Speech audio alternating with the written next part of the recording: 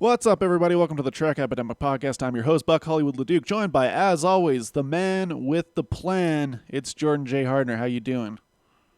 Good, thanks. We How also are you? have... Oh, I'm doing great, actually. Thank you for asking. That's really nice of you, You're actually. welcome. But we also have our good friend, the Star Trek expert from twitch.tv/Kreyg. How are you doing today, Kreyg? I'm doing great. How are you? I should ask too. So Oh, no, that's very nice of you. That's Oh actually my very God. nice of you to ask, actually. how are you both doing today? You know, I was just about to boot up this podcast, and my cat shit on the floor and then also vomited. So I'm doing okay. Oh, you got the double. Got the double, yeah. But that's just the way it goes. That's just the way it goes when you're living your life. We've got a little episode here. If you're watching the video, you can see that there's a picture of these little pink guys. They're real cute. They're really small and cute. This is an episode called 11001001. This aired February 1st, 1988. What did you guys think of this episode? Just right out the gates. What was your impressions of this one? This one's pretty good. You know, it's I better felt than like Angel One. I felt like 20 minutes of this episode was like slightly inching towards Riker and Picard having some sort of threesome, and that was like 20 minutes of the episode, which I'm not against, but it was a sizable portion of what happened. Well, how do you know it didn't happen off camera? That's true. It could have. I bet it did. Yeah, it definitely did. Yeah, with Riker playing the bone like that, dude. Yeah, playing the bone, giving her the bone. That's for sure. Absolutely. So this episode starts off, they arrive at a starbase for maintenance, and they've got these little pink humanoid aliens called Bynars, I guess because of binary. I guess is their names are 11 and 01 and 10 and 01. That's the name of the episode. That's their names also. And this one is cool because it's another kind of Wesley-based episode, and he seems like he really wants to fuck the Bynars. He always seems like he wants to fuck the aliens. Yeah, he wanted to rub their bald heads. I want to rub it for good luck. Oh man. So these little Bynar guys work in pairs for more efficiency, and they're like kind of integrated with computers a lot. And they're good at fixing starships, apparently. That's why they have them. Yeah, they're there to upgrade the computers, and it's kind of like instead of the warp drive in that one episode with the Traveler, now you have, another kind of bald species. Kind of to similar, upgrade. yeah. Yeah, exactly. Trying to upgrade the Enterprise. It's funny though, because the Enterprise is new and it's state of the art, and it already needs all these upgrades. Yeah, dude, that's patches, dude. That's fucking day one patches. Hell yeah. You got. I do feel like they were kind of like running out of episode like ideas already, and it's like the 15th episode, so it's like, what's going on here, guys? Instead of the warp drive, how about the computer this time? We'll make them bald again. Dude, I I would've we'll add loved- Wesley in there. I would have loved to be in the writers' room for Star Trek. Especially these episodes, just coming up with ideas for shit. They're like, yeah, they're little pink guys, and there's two of them. There's two of them, and they're interconnected. They because talk have, to like, tape computers decks. in their brain, and they talk really weird. Hello, we are the Bynars. It's a good Bynar impression. I do like that they talk to like a Walkman, a cassette Walkman that's painted purple. Yeah, they have they're all wearing Walkman, and they have like Bluetooth speaker, or Bluetooth headphones or whatever. Yeah, they're like integrated into their head. the Walkman. It records everything so that we can go get it later. We talk like this because we are Bynars. Hello, we are Bynars. But this is Yeah, also Wesley kind of was all into this it, is though. also kind of a fun one because there's a lot of shore leave stuff happening. There's like the space yoga that's like some sort of game, I think. Yeah. and Parsis then, Square. You saw Yar and Worf and everyone getting ready to go play Parisi Squares. Parisi squares, yes. And they're like, why don't you come, Riker? And he's like, no, you guys go. He's like, have a fun game, though. And Worf's like, what's the point of playing? Or why have fun when you're keeping score or whatever? Because he's trying to explain to Worf, it's like, yo, it's just a game, bro. Chill out. Worf is intense though. He also says at one point, "Oh, you know the thing with Parisi squares? If you swap players, you get completely out of the rhythm," which is just a great line to throw in, like the audience knows what you're talking about. Yeah, exactly. Like, we all know what Parisi Squares is. I literally thought it was space yoga for a minute. Then they're like talking about how it's a game. But you've also got Data painting in this one, which I think is funny. Oh my God, the best quote came out of that scene where it was like, historians are going to look back on this and they're like, why? And he's like, Riker's like, well, a blind man teaching an android how to paint. Yeah, that's that's a fun one. That one took me by surprise because you didn't expect to hear him say something like that, but no, he Especially does. because it makes them really sad. Like, Yeah, it he's makes like it like, grinning and wow, he that's walks true. away, and they're both sad, dude. Some blind guy is trying to teach an android how to think. That's the 24th century, man. So one of the things that the Bynars upgrade is the holodeck, and this one becomes very weird very fast because Riker's like, I'm gonna go in this holodeck. We're gonna go to a shitty dive bar in New Orleans, shitty jazz bar in New Orleans, 2 a.m. Specifically, he did scumbag hours. He's like 2 a.m. and he's like, there has to be a hot slut there. And He just figured by 2 a.m. she'd be drunk and he could take advantage of her. that's What an probably asshole. true. And he's like, make sure that there's a bone in there because he really needs to play trombone. And now, I also didn't really remember any of these episodes, but there is one thing I do remember from these episodes. It's Riker playing the bone, dude, because that's a fucking hilarious scene. Dude, I love how he's playing it though, and then the one dude's like, "Don't quit your day job, bro." The on hologram who's playing the piano or whatever. He's like, "Yeah, about that. Don't quit your day job."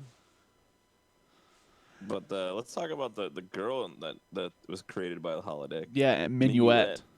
Yeah, she was definitely a distraction. All right. It's like in the Matrix when they have like the girl with the red dress, right? I think they Maybe might have that's stole where they got that the from idea, this. 'cause I actually think they might have stole it wearing from a this. red dress. So it was almost like a fuck simulation. It seemed like. No, it was. I mean, he was like, "Oh, you're so real. This is so intense." Like he was like, and then he starts making out with her at one point, Yeah. and then Picard walks in the holodeck. And then they And start he's like, speaking I'm French. Sorry, I'll come back. And they're like, no, it's cool, threesome. And then she starts speaking French to Picard, and he's like, this is amazing. Like, oh my god, Riker, this is the greatest hologram program ever. And she's like, no, I'm just that good. And then they all sit down and talk.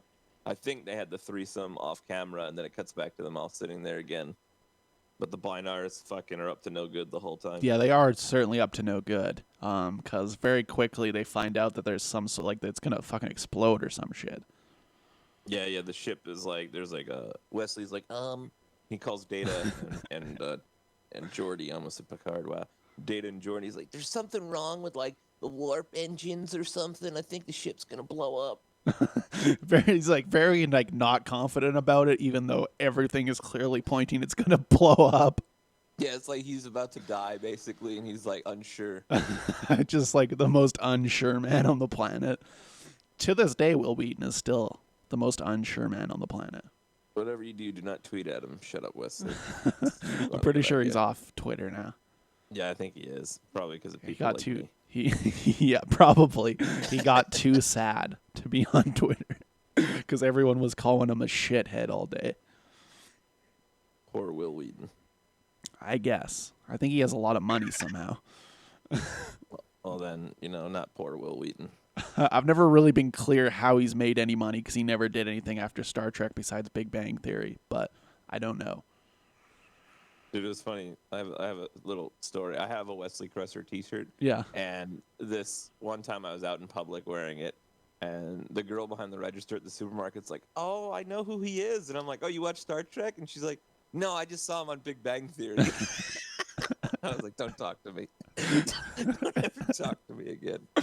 Aw. Pretty good litmus test to see if you want to talk to someone or not, though. Yeah, exactly. It's like, "Oh, no, not Star Trek, Big Bang Theory." Okay, yeah, we can't talk. Sorry. Absolutely.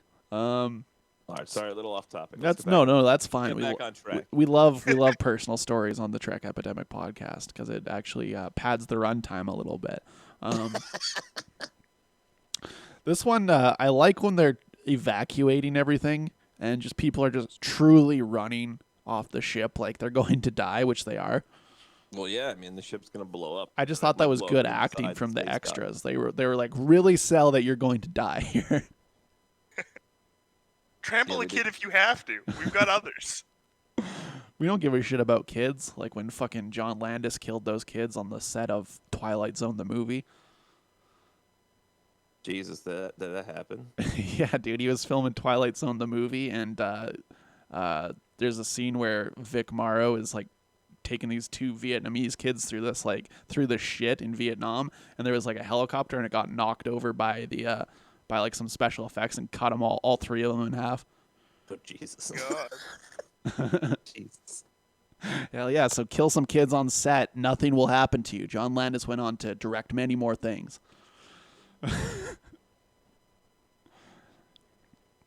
Pretty grim. Yeah. Pretty hard stuff to think about. They're like, everybody's off the ship, but they don't realize that Riker and Picard are still in the fuck simulation. Yeah, they're still in the fuck simulation. Nobody can get a hold of them. So they all abandon ship with Riker and Picard on the ship still. Nobody thought to be like, hey, let's get these guys. Well, there's even a point where Geordi's like, it's weird that the captain's not here. He's usually the last one off. I guess he just jumped off anyway. And then like they don't even like take a second chance to look if like the holodeck's on or anything.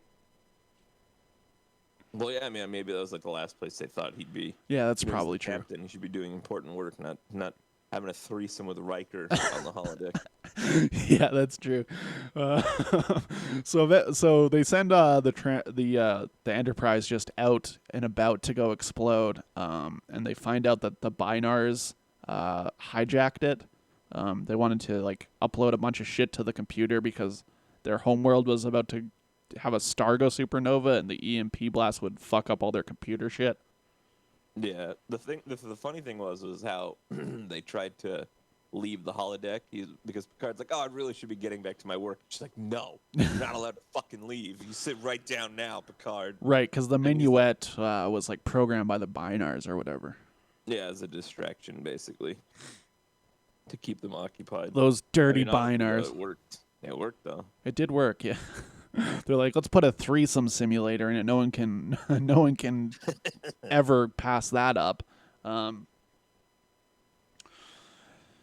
then they finally get off the holodeck and they realize, oh shit, Yeah, something's not we've right. been hijacked by Bynars, and then they teleport into the bridge, and all the Bynars are laying on the ground like they're a heroin pile, like they're just a disgusting heroin pile, like in that movie with Jared Leto, Requiem for a Suicide Dream. Squad? Oh. But yeah, they're just laying there, and they're like, we're hurt real bad, Riker. But yeah, let's talk about what Riker and Picard's course of action was once they found out the ship was hijacked. Yeah. They're like, blow this shit up, dude. Self-destruct sequence initiated. Yeah, that's right. They did go straight for the self-destruct sequence. Picard does it without a second thought. He's like, we can't let this ship fall into enemy hands. I'll die so fast, dude. Dude, I hate my life. he can't believe how fast he'll die for that ship. He even surprises himself a little bit, I think. And the Bynars are all just like laying in a pile of deadness. Yes, a little heroin pile. And so they're like, we just wanted to download all the info to the ship so that we don't lose our info. They're like, and then Riker's like, oh, all right, I guess we'll just download that then. Yeah, and then they're like, all right, well, we got to re-upload this back into their computer. Oh, what's the file name? I don't know. And then they go and interrogate Minuet because she apparently knows everything that the Bynars wanted to do. Yeah. She breaks it down. I do She's feel like that's "Yo, a bit of a stretch, but I guess that's fine. Yeah, that's what I thought too. I was like, how would she know it? She's like, they Because didn't. if I was that would mean they programming a programmed that distraction, knowledge into her. yeah, exactly. If you were programming a distraction, why would you put like vital information into it? Well, she does say that they told her that because they wanted to have them on the ship in case they died, which is what the heroin pile is them dying. Yeah, yeah. So they Yeah, I guess gave her the information so that they could do it for them. I guess so, yeah, because they do say that they purposely kept Riker on the ship so that he could upload the file or whatever when they fucking turn into the heroin pile. That's pretty much it. Then they just succeed in uploading the file, and they're like, you should have probably just asked us if we could upload the file and not hijack our ship like it's a 747 running into a tower, Whoa, know, dude. Do you think the Bynars? Do you think the Bynars did 9/11? It was an inside binary job. Yeah. It either was an inside job or it wasn't. Those are the options. Yes. I mean, that whole section where they're like, "You should have just asked us for help," and they're like, "Oh, but you might have said no." It feels like they're just trying to cover up that plot hole of the fact that they definitely would have just helped them. I know, right? The Federation would have totally been like, "Oh yeah, no big deal." They're like, "But you arrived late. You guys suck." Shit went down quicker than we thought. Yeah. And then Riker goes back into the simulation, and Minuet is not smart anymore, and he's really like sad, but also kind of like, I could still fuck this thing probably. Yeah, not only was she not smart, but she just wasn't even the same person anymore. That is true. Yeah. He seemed like he was going back for marriage. Like he was going back to start a family with her. And she just wasn't there. That man. one time where he's basically like, when they're talking to her, it's him and Picard. He's like, I could fall in love with her, and then Picard's like, well, isn't that how it all starts with love? It's like the illusion is more real than anything else. Basically, Picard shitting on love. It's like it's just an illusion, bro. Yeah. But yeah, Riker got really invested in her. He sure did, yeah. I was reading on the Wikipedia that this episode was supposed to take place before that other holodeck episode we watched, and that was going to be the reason why it broke down. But they're like, they were too good at fixing stuff, so there's no way it would break down after this. Wait, Yeah. I thought this was them fixing the breakdown in the last time, because at the beginning they Yeah. mentioned the fact that the holodeck was breaking. Yeah, it was rewritten to like air Oh, I after. see. But it was originally, that was going to be the reason why the holodeck broke in that other episode. Ah. Yeah. No, it's a good thing they didn't tie the two together. So Yeah, we need separate holodeck episodes. They don't need to be all connected. So what do you rate this one, Kreyg? I would actually give this one a 2.5. A 2.5. All right down the middle. That's a very middling episode. I Like think it that had its moments. yeah. It was it's worth a watch, but it's again it's I mean, off the heels of Angel 1, it was definitely a welcome. maybe that's why I welcome liked it, change. because it it was so much better than that episode. But I think I'm somewhere in the middle there, maybe like a 3. It's not the best episode, but it's certainly watchable. What do you give it there, Jordan? I'd probably give it about a 2.5 as well. 2.5, right down the middle. That's how we rate these. Not bad. So next week we're gonna be coming in with some cool prosthetic makeups, and I'm gonna try and not say that he looks like a Muppet, but he looks a bit like a Muppet. So tune in next week for Too Short a Season.